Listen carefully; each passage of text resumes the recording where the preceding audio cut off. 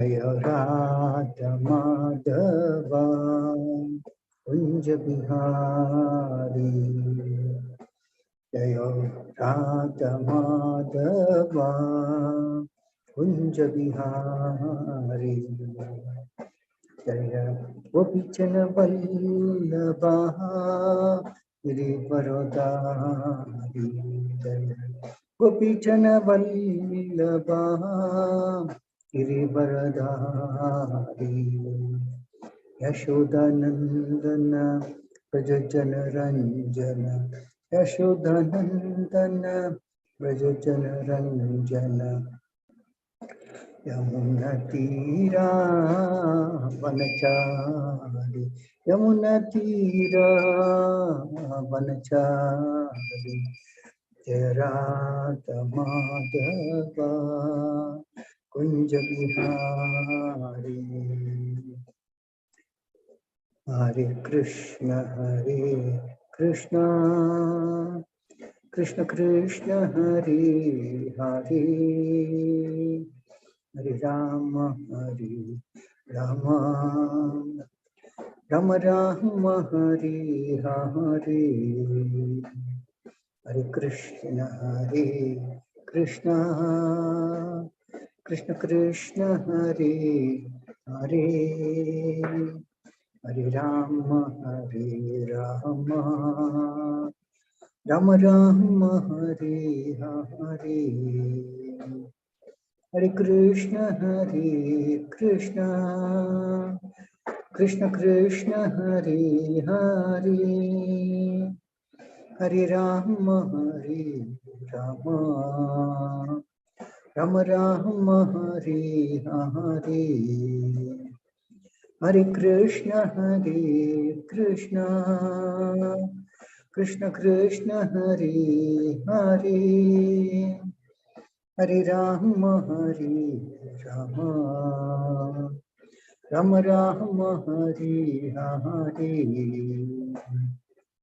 हरे कृष्ण कृष्ण कृष्ण हरे हरे, हरे राम राम राम हरे हरे, हरे कृष्ण कृष्ण कृष्ण हरे हरे, हरे राम राम राम हरे हरे, हरे कृष्ण कृष्ण कृष्ण हरे हरे, हरे राम राम राम हरे हरे, हरे कृष्ण कृष्ण कृष्ण हरे हरे,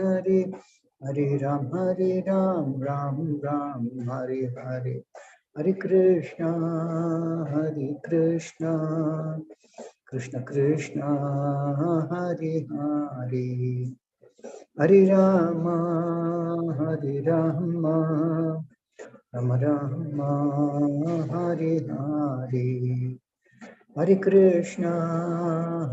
कृष्ण कृष्ण कृष्ण हरे हरे, हरे राम राम राम हरे हरे, जय प्रभुपादा जय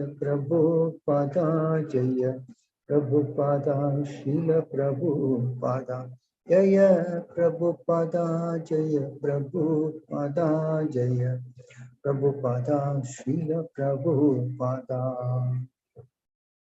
जीवम विष्णुपाद परमहंस प्रत्यक्ष स्तोत्र सदस्य सीमा, इस डिवाइन ग्रेस से भक्तिवेदांत स्वामी शील प्रभुपाद की जय, ISKCON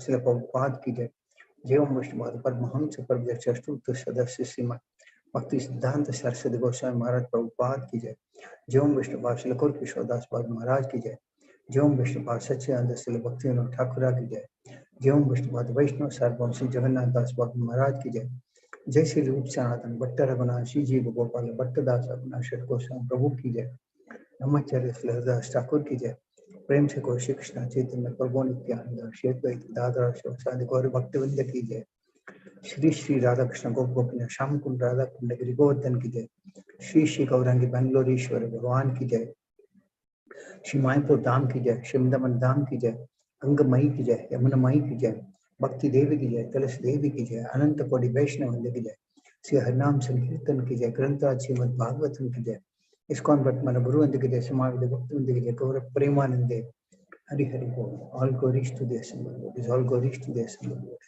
All glories to the assembled. This all glories to Shri Guru and Shri Gauranga. All glories to Shri Bhagwan ki jai. Hare Krishna. So welcome you all to this Friday morning Srimad Bhagavatam class. Today we are reading from Srimad Bhagavatam, Canto 3, Chapter 25, Text 19. Nayujyamanaya bhaktya bhagavati akhilatmani sadrishosti shivah panta yoginam brahma siddhaye.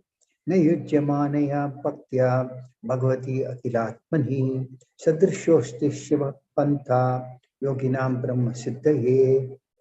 Nayujyamanaya bhaktya bhagavati akhilatmani sadrishosti shivah panta Yoginam Brahma Siddhaye. Translation Srila Prabhupada ki jai. Perfection in self-realization cannot be attained by any kind of yogi unless he engages in devotional service to the Supreme Personality of Godhead, for that is the only auspicious path. Purport Srila Prabhupada ki jai. That knowledge and renunciation are never perfect unless joined by devotional service is explicitly explained here. Na yujyamanaya means without being doubted. When there is devotional service, then the question is where to offer that service. Devotional service is to be offered to the Supreme Personality of Godhead, who is the super soul of everything, for that is the only realizable path of self-realization or Brahman realization. The word Brahma Siddhaye means to understand oneself to be different from matter, to understand oneself to be Brahman. The Vedic words are Aham Brahmasmi. Brahma Siddhi means that one should know that he is not matter, he is pure soul. There are different kinds of yogis, but every yogi is supposed to engage in self-realization or Brahman realization. It is clearly stated here that unless one is fully engaged in the devotional service of the Supreme Personality of Godhead, one cannot have easy approach to the path of Brahma Siddhi.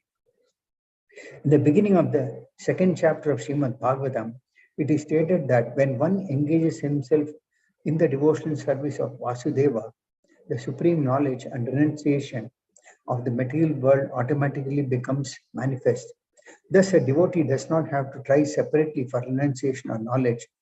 Devotional service itself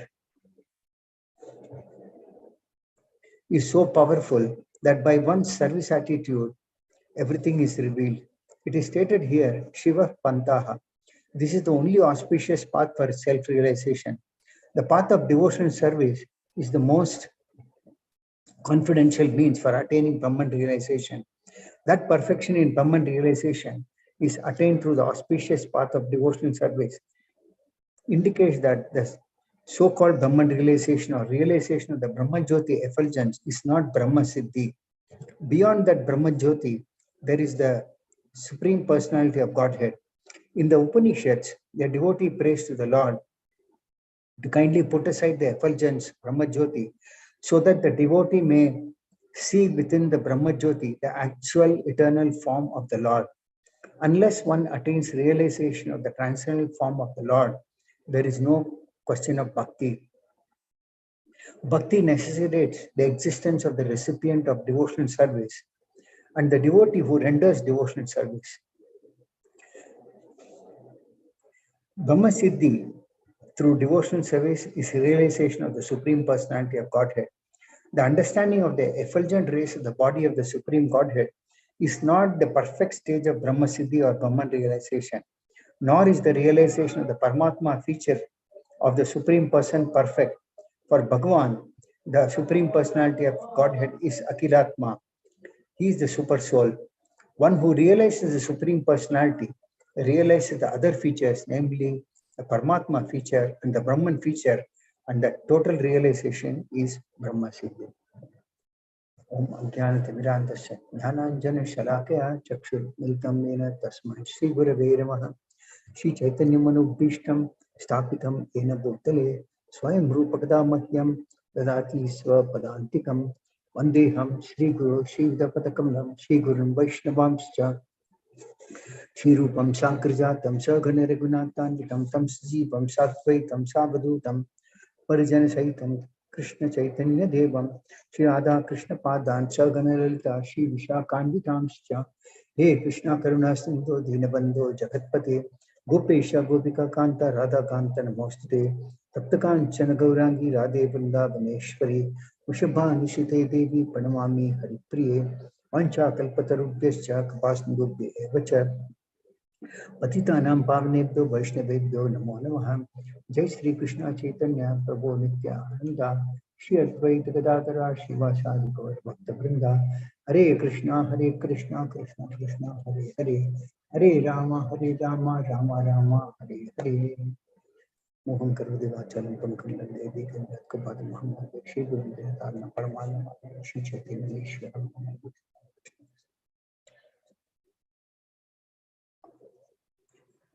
Hare Krishna. So here, Lord Kapila explains that perfection in self-realization cannot be attained by any kind of yogi unless he engages in devotional service to the Supreme Personality of Godhead, for that is the only auspicious path. So self-realization, as we know, is to know who I am. I am not this body, but I am the spirit soul. And the second part of it is that this spirit soul, being the minute part and parcel of the Supreme Lord, is constitutionally to be situated in the devotional service of the Lord. So this perfection in self-realization cannot be attained by anyone, by any kind of yogi. It means there are different types of yogis. There are karma yogis, jnana yogis, dhyana yogis, and bhakti yogis. But irrespective of who the yogi is, this perfection cannot be attained by them unless one engages in devotional service to the Supreme Personality of Godhead. That is the only auspicious path. So when we say yoga, yoga means connecting the consciousness of the soul to the supreme consciousness, that is the super soul or the Supreme Lord. That is yoga. Otherwise, there is no yoga meaning to yoga. So even in these other processes, karma yoga, jnana yoga, dhyana yoga, there has to be a tinge of bhakti, because devotional service, karma yoga means one has to offer the results to the personality of Godhead. One cannot offer to anybody else, because the Lord himself says he is the supreme enjoyer, he is the supreme proprietor. So just as we think that if something belongs to me, we have to utilize it and we have to enjoy it. So everything belongs to the Supreme Lord Krishna. So everything is meant for his enjoyment only. So that means that even if somebody offers the results of his duty or karma, it has to be offered to Supreme Lord only. Similarly, Jnana Yoga, when we say Jnana, it is based on knowledge. So when we say knowledge, knowledge has got only one goal, that is Krishna only. We will come to the details. And similarly, when we say Dhyana Yoga is that which generally meditation is practiced, and they try to meditate on the four-handed form of the super soul situated in the heart. So that is also on the super soul, who is none other than the Supreme Personality of Godhead, which is one aspect of the realization of the Supreme Lord. And finally, Bhakti Yoga. So Bhakti Yoga also, the end goal is Krishna only, because Bhakti means to only Krishna, not anybody else. And of all these various paths, devotional service is the most reliable path for perfection of this realization. So Brahma Siddhaya means to understand that oneself to be different from matter, that is to understand that we are Brahman. Generally in Vedic language they say Aham Brahmasmi. That means I'm the pure soul, I'm not this matter, dead matter. When the soul leaves the body becomes dead. There is no life in this body. So when one engages in the devotional service of Vasudeva or the Supreme Lord, then what happens is that spiritual knowledge and renunciation of this material world, automatically they become manifest. So realization of the Supreme Personality of Godhead means realizing also Brahman and Paramatma, and that is achieved easily and the best way possible by devotional service. Now, That is what is called Brahma Siddhi. Now we will find in Srimad Bhagavatam, first canto, second chapter, seventh sloka, Shuddha Goswami is telling the sages of Naimisharanya, Vasudeve Bhagavati Bhakti Yoga Prayojitaha Janayati Ashu Vairagyam Jnanam Chayat Ahaitukam. The translation is, by rendering devotion service unto the personality of Godhead, Sri Krishna, one immediately acquires costless knowledge and detachment from the world. So that means by practicing devotional service to the Lord, then one automatically gets that knowledge. That knowledge is none other than knowledge of the Supreme Lord. Because if one gets the knowledge of the Supreme Lord, then he gets knowledge of every other thing also, spiritual, material, everything. Because ultimately, knowledge comes from the Lord only, no one else. And then one also gets detachment from the world.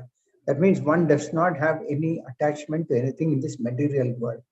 So the principles of this knowledge and detachment are two very important aspects in the path of transcendental realization. So a right spiritual progress is one that leads one to perfect knowledge of everything that is material and spiritual. And the results of such perfect knowledge are that one becomes detached from this material world and becomes attached to spiritual activities. One starts developing a taste for spiritual activities and becomes detached to all the material things and material persons in this material world. So one way of trying to become detached is by negating. Like I will try to artificially try to negate myself from the activities of this material world, because by performing some activity or performing some karma, one gets a result, whether positive or good or bad or auspicious or inauspicious. But one can think that I will try to abstain from performing karma. That is also not possible. And one cannot be an artificial renunciant also. Similarly, knowledge is something, knowledge has to come from the proper source and the knowledge has to be perfect. So the bhakti process is meant for realization of the form of the Lord. When the positive form of the Lord is realized, when the form of the Lord is realized in a positive way, then there is no need for to adopt any negative or negation by trying to abstain from karma.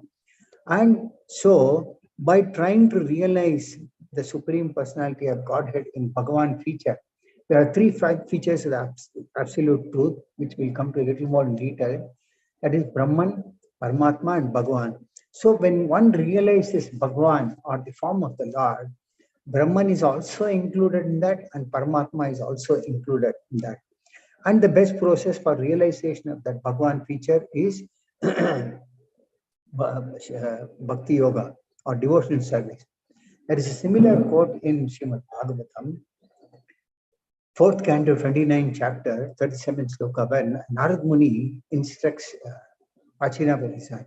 He says, Vasudeve Bhagavati Bhakti Yoga Samahitaha Sadrichinene Vairagyam Jnanacha Janaish Yati. Unless one renders devotional service unto the Supreme Personality of Godhead Vasudeva, one cannot possibly become detached from this material world, nor can he possibly manifest real knowledge.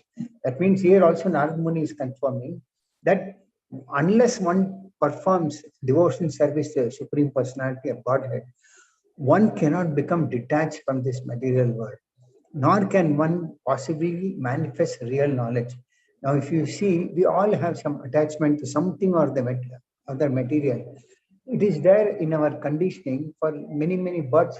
But when one starts performing devotional service, he starts realizing that we are not this body, we are the spirit soul, and it has nothing to do with that matter.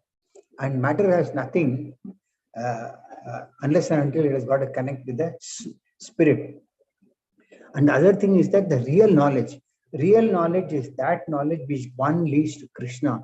And when one that takes up that knowledge, automatically Krishna reveals the other branches of knowledge also. So the living being or the spirit soul or the jiva within us is already potent enough to possess that knowledge. as much, not as much as the Lord, but as the Lord is potent with full with knowledge, Jiva also has got that potency to have that knowledge. But due to conditional state, is forgetful of that state, constitutional position, and the knowledge is covered. The Lord himself says it to Arjuna in Bhagavad Gita 15:15. He says, Sarvasya chaham hidi sannivishto mattasmriti jnanam apohanam cha vedaischa sarvair ahameva vedyo vedanta krit veda videva chaham.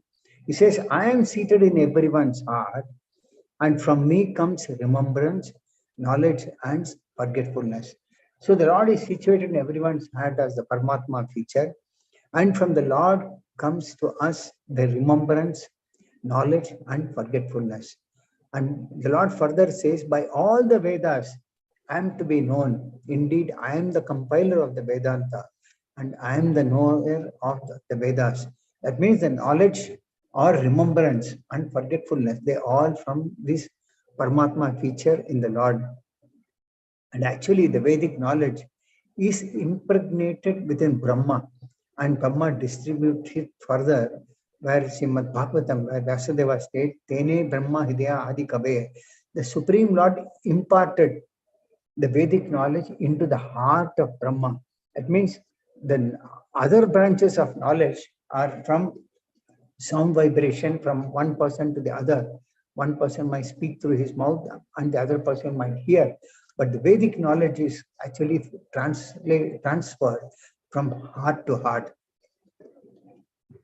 There is a quote in the first canto of Srimad Bhagavatam where he says, Vasudeva Paraveda, Vasudeva Paramakaha, Vasudeva Parayoga, Vasudeva Parakriyaha, Vasudeva Paramnyanam, Vasudevam, Vasudeva Paramtapaha, Vasudeva Parodharmo, Vasudeva Paragatihi. The translation says, in the revealed scriptures, the ultimate object of knowledge is Sri Krishna. That means if we have to have any knowledge, the ultimate objective of that knowledge is to know Krishna, the personality of Godhead. Then it says that Vasudeva Parayag Paramakaha. That means the purpose of performing sacrifice is to please him only. I'm sorry, there is some power interruptions today. So when we perform sacrifice, the end result also is meant for pleasing the Supreme Lord Krishna. Then Vasudeva Parayoga. Yoga is meant for realizing the Supreme Lord only. And all fruitive activities are ultimately rewarded by him only. So whatever activities we perform, whether we perform karma, we perform yoga, the results are awarded by the Supreme Lord only. Nobody else can give the results. And then it said that he is the supreme knowledge. There is no knowledge beyond the knowledge of understanding the Supreme Lord. Rest all are secondary. And all austerities are performed to know him only. So when we perform austerities, it is only meant for pleasing Krishna.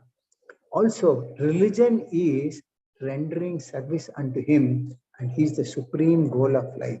So dharma means that by which one renders loving service unto the Supreme Lord, because the Lord is the supreme goal of life. So it is said that Lord Krishna played his flute and let Brahma hear. And then Brahma started to meditate on the mantra, and then the Vedic knowledge was revealed into his heart. So like I said, material sound may flow from mouth to ear, but spiritual knowledge flows from heart to heart, heart to heart. So this is the difference between information and knowledge. That is, when we have a material, when we try to get some material knowledge, it is an information that is given to us from someone's mouth to our ears. But the real knowledge is like flows from heart to heart. Until then, anything that is received is information. So that is why they say that one should receive the transcendental sound vibration from a proper bona fide authority, which is a spiritual master. So Krishna is the supreme spiritual master for Lord Brahma. And from Lord Brahma, the sound further comes to the living entities like us. So that is why Vedic sound vibrations are called Shabda Brahman or spiritual sound. And it was therefore said that Brahma was the original recipient of this spiritual sound. The Vedas, which are all emanations from the Supreme Lord, also came from Lord to Brahma, and they are also called spiritual sound, and they cannot be interpreted by any material means.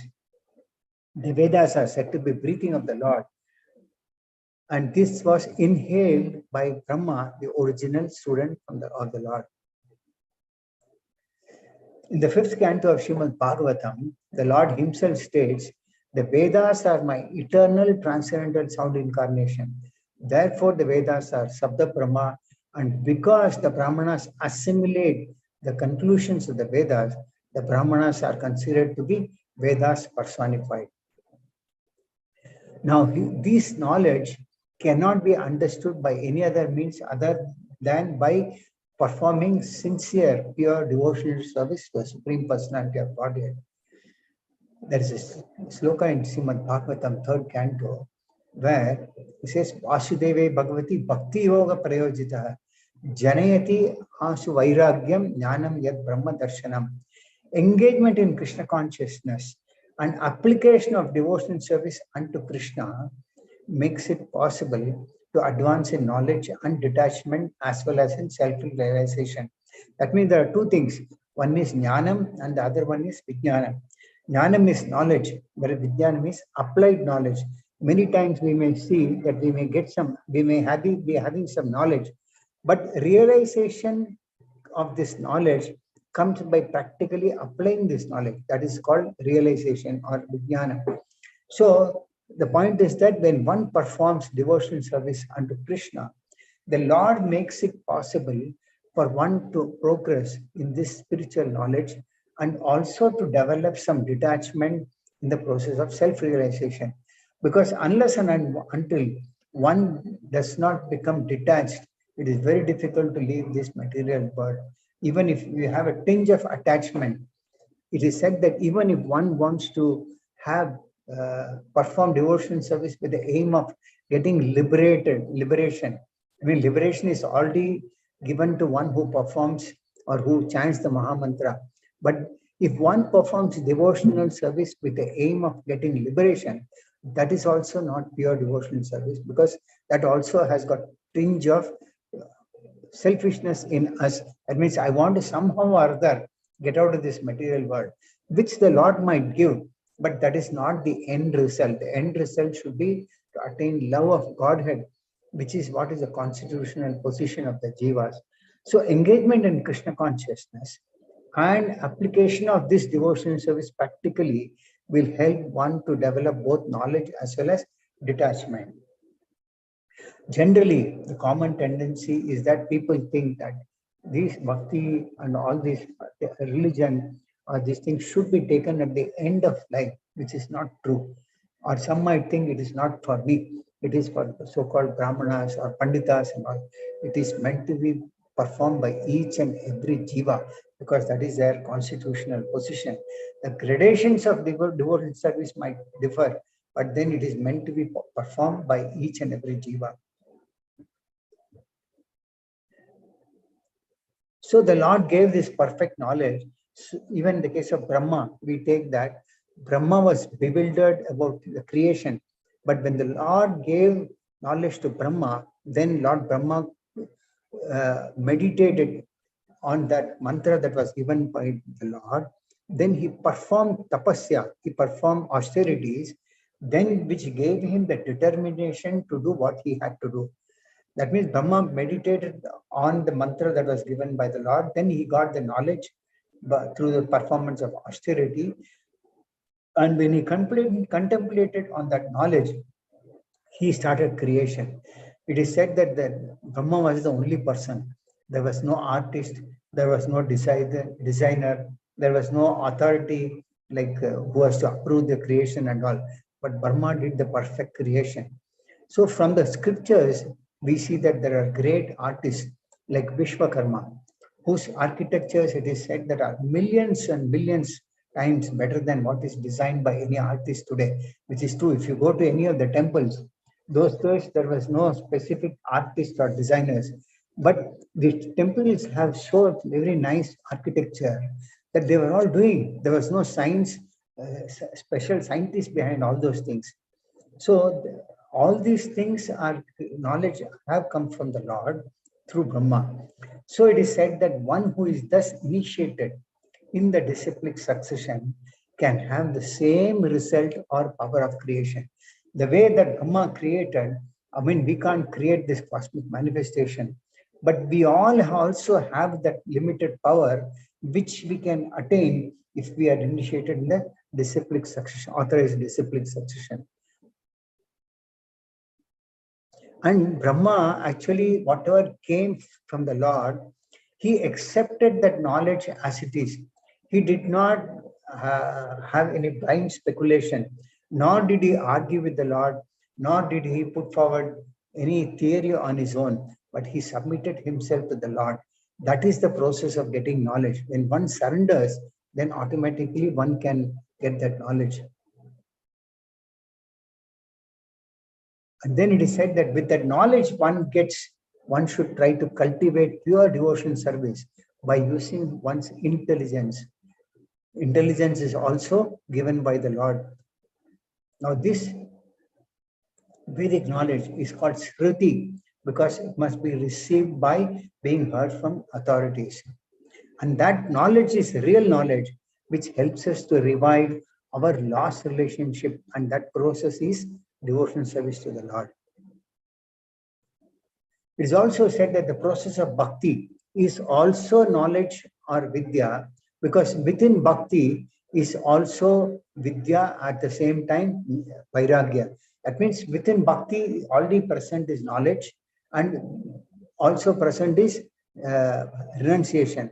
So when one performs bhakti, one can automatically develop both knowledge and as well as renunciation. Many times people try to attain knowledge artificially, even about the Lord, reading this, reading that, reading so many books and all, but ultimately many get into a conclusion. We'll read one of the pastimes, and by which one should know that one should get this knowledge from proper sources. And also by practice of bhakti, one can also develop that detachment or renunciation. Srila Rupa Goswami states in his Bhakti Rasamrita Sindhu, Anasaktasya Vishayan Yatartham Upayunjataha Nirbandha Krishna Sambandhe Yuktam Vairagya Uchyate Prapanchikataya Buddhya Hari Sambandha Vastunaha Mumukshihvihi Parityago Vairagyam Falku Katyate. Say that when one is not attached to anything, but at the same time accepts anything in relation to Krishna, one is rightly situated above possessiveness. But on the other hand, if one who rejects everything without knowledge of its relationship to Krishna is not as complete in his realization. There are two important points there. That means if one is attached to anything, if one is not attached to anything, but accepts anything in relationship to Krishna, he is perfectly situated. That means we may not become attached to anything, but we can accept anything that is related to Krishna. But on the other hand, if one rejects everything without proper knowledge, then that is not the proper situation, because everything has got its relationship to Krishna. So we accept anything understanding that the matter belongs to Krishna, and also it is meant for use in service to satisfaction of Krishna. That is complete in the renunciation. Otherwise, artificially, there are two types of vairagis. It is said that two types of renunciants. One is the yukta vairagis, and the other one is falgu vairagis. The falgu vairagis are the one which is what is called as monkey renunciation. They give up everything, saying that this is artificial, but then they are haunted by the same objects. That means one might give up something artificially, but then what happens deep in the heart, the attachment for that remains, and that will all constantly start agitating one's senses, and one will again become haunted by the same objects. But the real Yukta Vairagis are one. They use everything in Krishna's service. The example is given like a lotus flower. Lotus flower actually stands above water. But the moment a drop of water falls into it, it slides down, but the lotus is not affected. Similarly, a perfect renunciant is one who utilizes everything in this material world. But then what happens is that he uses it for the service of the Lord, so that object is also gets purified. Normally, if you see the outside people, they may say that, oh, when they are coming to Krishna consciousness, one has to leave his home, his family, etc. The Shankarites actually earlier believed that if one has to take up the path of self-realization, one has to become a sannyasi. But actually, Bhagavad Gita, in Bhagavad Gita, the Lord explains what is renunciation and what is sannyas. Sannyas means not just putting on saffron clothes and going around begging the way that people think. So, in Bhagavad Gita itself, in 5th chapter, in 6th sloka, the Lord is instructing Arjuna, Sannyasastu Mahabaho Dukam Aptum Ayogataha Yoga Yukto Munir Brahma Na Chirenadi Kachati. It says, merely renouncing all the activities, yet not engaging in devotion service of the Lord cannot make one happy. That means just by renouncing our activities, say that, no, I'm not taking the results of these activities. But not engaging in devotion service does not make one happy. Our constitutional situation is to be happy. So, Anandamaya Vyasa, we are always seeking after pleasure. So, we have to be happy. But a thoughtful person engaged in devotional service can achieve the same goal without delay by engaging in devotional service. We'll go through some examples that are given. In Chaitanya Charitamrita, Madhya Leela, there is an example. One time, Sri Chaitanya Mahaprabhu was sitting with his devotees. So one of them, his name, associates of Chaitanya Mahaprabhu, was Mukunda Datta. So this Mukunda Datta told Sri Chaitanya Mahaprabhu that Brahmananda Bharati has come to see you. Shall I bring him here? So this Brahmananda Bharati was a sannyasi in the Shankara Sampradaya. So Chaitanya Mahaprabhu said, Brahmananda Bharati is like my spiritual master. It is better that I go to him. So Chaitanya Mahaprabhu, who is none other than the personality of Godhead, who came as a devotee, he came to see Brahmananda Bharati with his associates. And at that time, Brahmananda Bharati was covered in a deer skin. Normally, it is said that as per Manu Samhita, it is a normal practice for one who has taken sannyasa to cover his body with a deer skin. But if the sannyasi has simply covered the body with a deer skin, but is not spiritually advanced, then it is said that it is considered a false prestige. We might see, even today, many we might see on the road who look like renunciants, having left everything in this material world. They may wear some meager dress, but unless and until one can progress spiritually, these artificial renouncing and wearing dresses like these is considered more as a false prestige. People want to gain some reputation by that. We might see even on a day-to-day basis many sannyasis who are pretentious by nature, but then they are not advancing in spiritual path. Then it is more of a false prestige. So Chaitanya Mahaprabhu came with his associates, and when he saw Brahmananda Bharati, he was not at all happy. So he pretended as if he did not see him. Then he asked Mukunda Datta, who was with him, he asked, where is this Brahmananda Bharati? Mukunda Datta said, this is Brahmananda Bharati, he's right in front of you. But Chaitanya Mahaprabhu replied, you are not correct. This is not Brahmananda Bharati. You must be talking of someone else. Because if we see somebody, and if we say, no, he is not the right person. So similarly, Chaitanya Mahaprabhu said, it's not correct. You are not talking of somebody else. You simply have knowledge, but why should Brahmananda Bharati wear a deer skin? So actually when Brahmananda Bharati heard this, he realized that Chaitanya Mahaprabhu did not approve of Brahmananda Bharati wearing a deer skin. So then Brahmananda Bharati started to think in his mind, I put on this deer skin for my own prestige. I cannot cross the ocean of nations simply by wearing a deer skin. And then he said, from today on, I shall not wear this deer skin.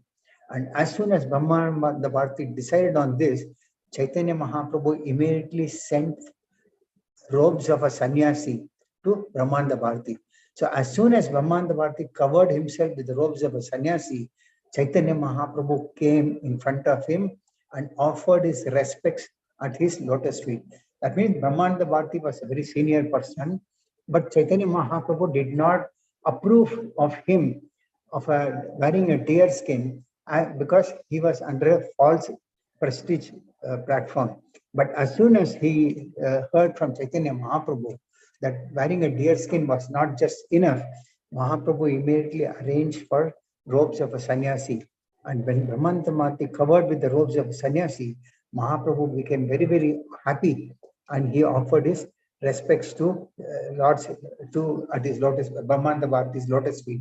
And then Brahmananda Bharati concluded to Chaitanya Mahaprabhu, he said, you instruct the general populace by your own behavior.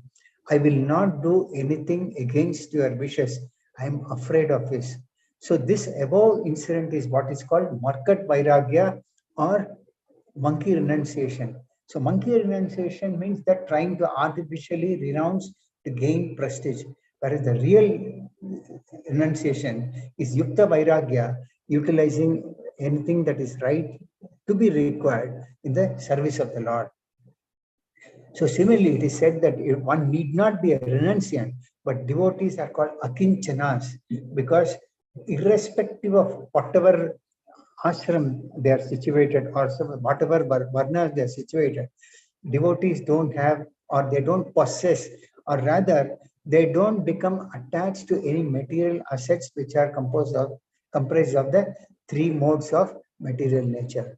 We'll go through some more examples of real Yukta Vairagya. We discussed about Markat Vairagya or monkey renunciation. Now we will go through some examples of the real renunciation of Yukta Vairagya.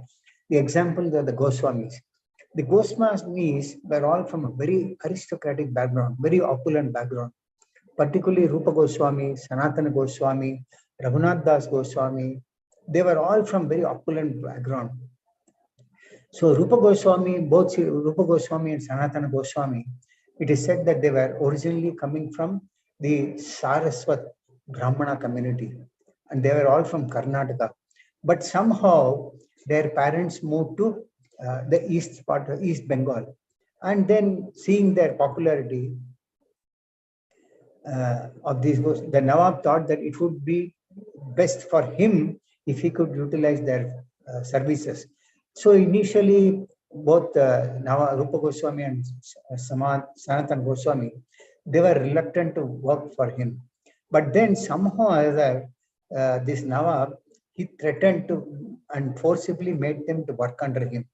And they were having given the names Sakara Mallika and Dhabira Kasa. The Nawab then threatened to harm the Brahmana community as a whole if they do not comply to their instructions to work under them.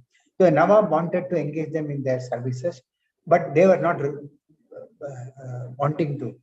But the Nawab threatened that I will destroy the entire Saraswata Brahmana community if you don't work for me. So he gave them these two names, Sagar Mallika and Dhabira Khalsa, and they were working under him, under pressure. They worked, and in return, the Nawab gave them a lot of wealth, apart from giving them a part of the kingdom also. But still, they were not satisfied working for material opulence because they were already materially opulent. But one time what happened was they came to know of Sri Chaitanya Mahaprabhu, and they knew of Mahaprabhu's visit to a place called Ramkeli. So they went to see Chaitanya Mahaprabhu and blessed and took shelter of Chaitanya Mahaprabhu. Chaitanya Mahaprabhu in turn blessed them and gave them the name Rupa and Sanatana. So they had immense wealth at that time. But after they took shelter of Chaitanya Mahaprabhu, they ran from Nawab, and they, under Chaitanya Mahaprabhu's instructions, they went to Vrindavan, and there they, as per the instructions of Sri Chaitanya Mahaprabhu, they started exploring the places of pastimes of Lord Krishna, and they have written so many books. Now, there is a quote in Chaitanya Charitamrita Madhya Leela where it is given as to how when Sanatana Goswami came to see Chaitanya Mahaprabhu in Varanasi, Chaitanya Mahaprabhu actually made Sanatana Goswami sit on a seat next to himself. Chaitanya Mahaprabhu himself started cleaning the body of Sri Sanatana Goswami with his own transcendental hand, but Sanatana Goswami said, "Oh my Lord, please do not touch me." But Chaitanya Mahaprabhu replied, "I am touching you just to purify myself, because by the force of your devotion service, you can purify the whole universe." So that was the heart of Sanatana Goswami. And Mahaprabhu further said, "Saints of your caliber are themselves places of pilgrimage." Just like in Srimad Bhagavatam, we find that Vidura, they are all considered like emblems of holy places of pilgrimage. So similarly, Chaitanya Mahaprabhu says that Sanatana Goswami, they are all like places of pilgrimage. Further, Mahaprabhu said, because of their purity, they are constant companions of the Lord, and therefore they can purify even the places of pilgrimage. So there was one devotee called Tapan Mishra who was present there, and then he took Sanatana Goswami for a clean shave, and Chaitanya Mahaprabhu asked Tapan Mishra to take away the dress of Sanatana Goswami which he was wearing. Tapan Mishra gave Sanatana Goswami a set of new clothes, but Sanatana Goswami did not accept it. And when Mahaprabhu heard of this, he became very happy, because Sanatana Goswami's heart was so clear that he did not want to show anything artificial. So when Mahaprabhu actually saw this, he was very happy. Then Chaitanya Mahaprabhu introduced Sanatana Goswami to a Maharashtrian Brahmana who had invited Sanatana Goswami to his house for meals. And this Brahmana asked Sanatana Goswami to honor lunch at his place. So as long as Sanatana Goswami was in Kasi. So Sanatana Goswami said, "I shall practice the process of Madhukari. Why should I accept full meals in the house of a Brahmana?" So Madhukari is the process of begging. So the renunciants, the real renunciants were those days they were going and begging a couple of houses, and whatever they could get, they would honor that and offer it to Krishna, and they would honor it. That is how the real renunciations were. So Brahmanas generally, their duty is to honor devotees of the Lord with full meals. But Sanatana Goswami refused. He said, "I would prefer to do this Madhukari." And when Chaitanya Mahaprabhu saw and heard about this, he was very, very happy.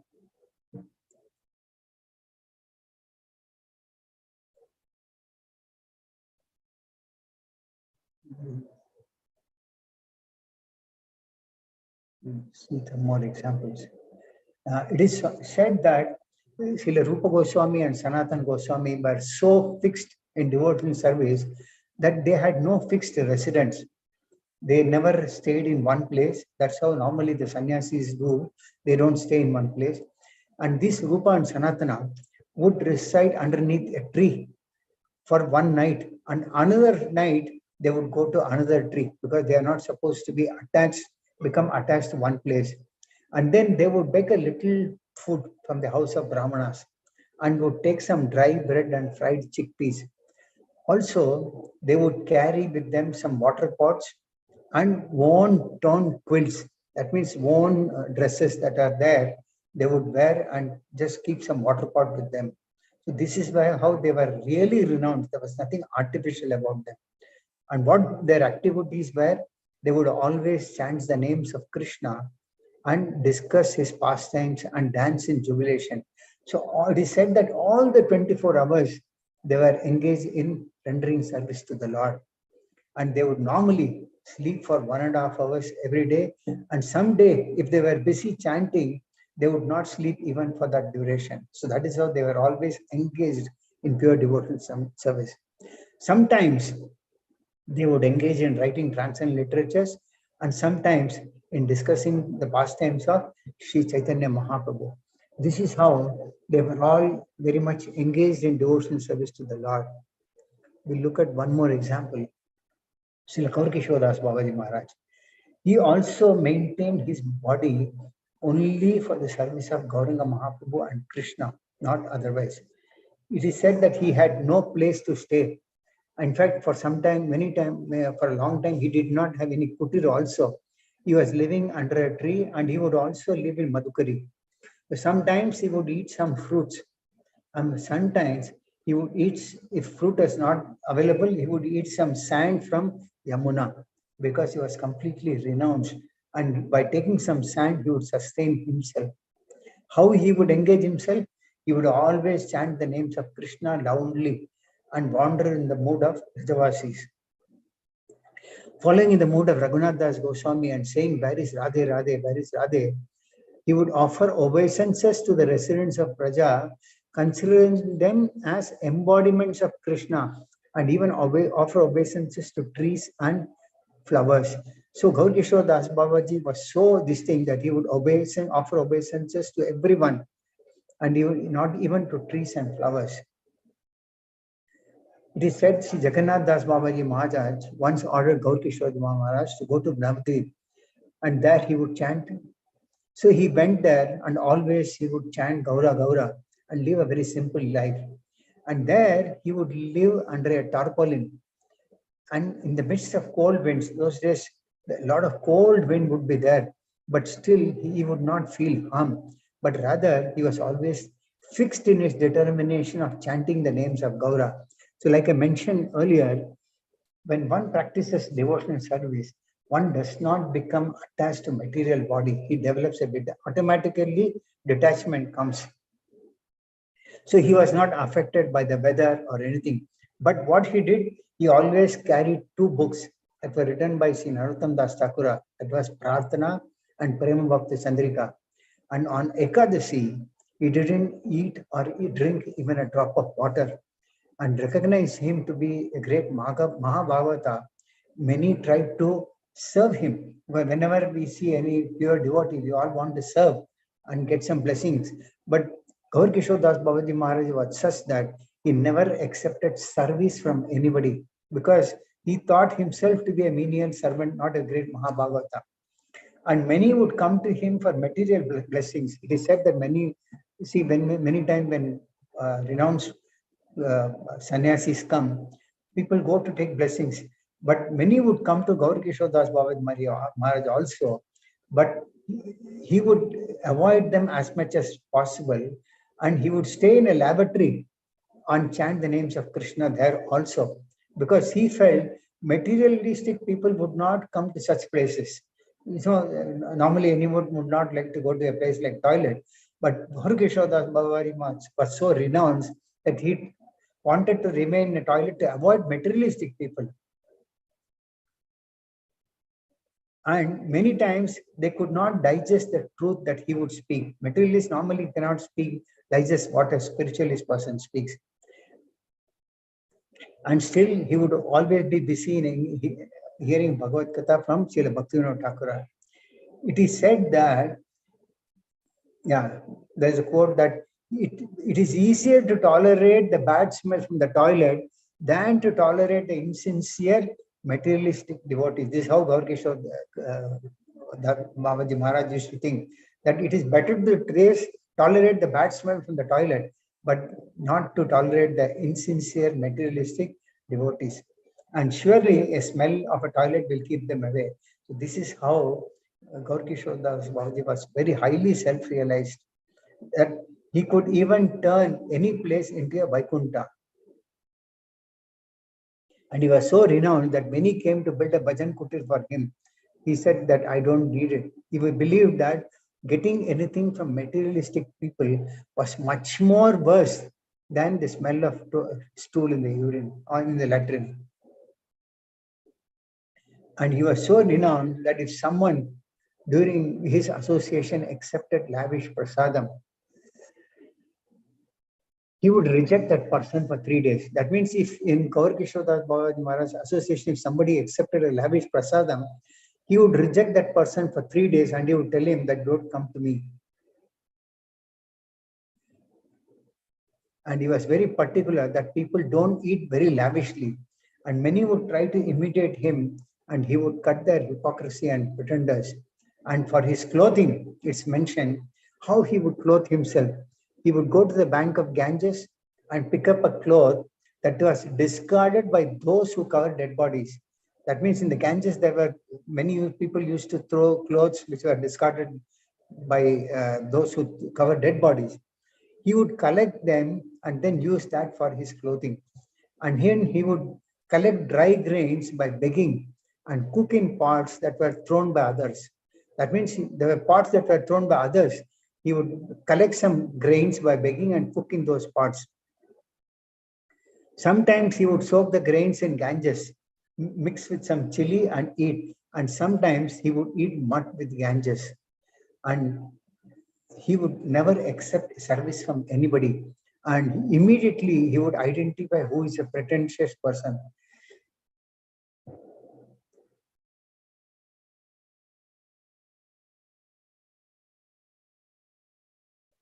So the time is up. With this, I conclude the class for the day. So we have discussed about artificial and real renunciation. So in the last point before I conclude, Srila Prabhupada mentioned the purport about 3 phases of realization, that is Brahman. Brahman is the glowing light emanating from the Brahma Jyoti. It's just like a light emanating from a tube light, like it's a glowing effulgence that comes from Brahma Jyoti. That is the first aspect of realization. Second is the Paramatma realization, that is the yogis who meditate on the 400 form of the Lord as a super soul. And finally, the devotees who meditate or focus on their service on the full form, that is the Supreme Personality of Godhead, Krishna. So when one realizes Krishna, he realizes Brahman and Paramatma also. But by trying to realize Brahman or Paramatma, one cannot understand Bhagavan feature. So this sloka explains that trying to render pure devotion service to the Lord is the highest and the perfect goal, and the best process is by practicing pure devotion service. With this, I conclude the class for the day. For the next 2 minutes or so, I can take any questions, any comments if anybody has got.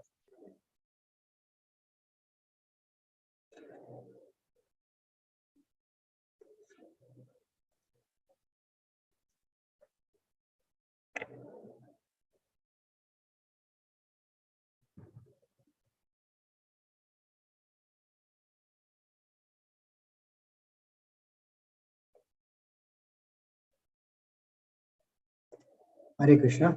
Any questions? Any comments?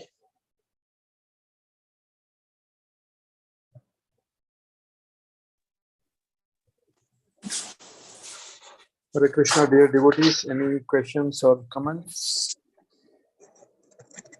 Hare Krishna, Prabhuji. Thank you, Prabhuji. Pranam Pranam, Prabhuji.